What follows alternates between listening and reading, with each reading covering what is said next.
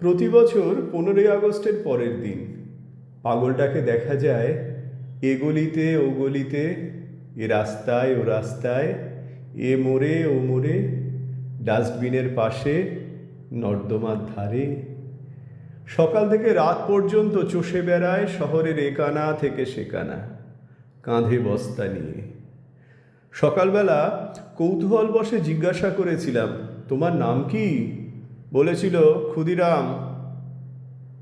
দুপুরে দেখলাম পোস্ট অফিসের সামনে ডাস্টবিনে হাত ঢুকিয়ে কী সব খুঁজছে। বললাম, কি খুঁজছ ক্ষুদিরাম? উত্তর দিল, আমি ক্ষুদিরাম নই, প্রফুল্ল চাকি। অবাক হলাম। বিকেলে আবার দেখা।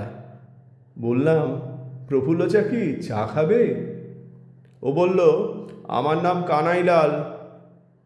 এবার বিস্ময়। সন্ধ্যের মুখে বড় রাস্তার মোড়ে জটলা দেখে থমকে দাঁড়ালাম। জিজ্ঞাসা করলাম, কি হয়েছে?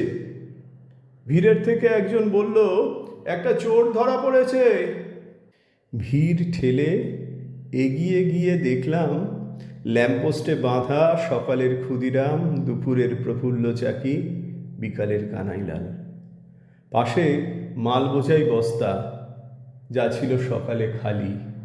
একজন বলল, ওই বস্তায় আছে চুরি করা জিনিস। খটকা লাগলো। জিজ্ঞাসা করলাম, চুরি করেছ? ও নির্বিকার, কোনো উত্তর দিল না।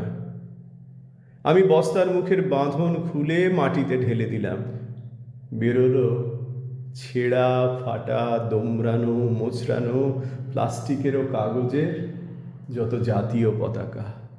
রাস্তা, ডাস্টবিন, নর্দমা সব জায়গা থেকে কুড়িয়ে ভরেছে বস্তায়।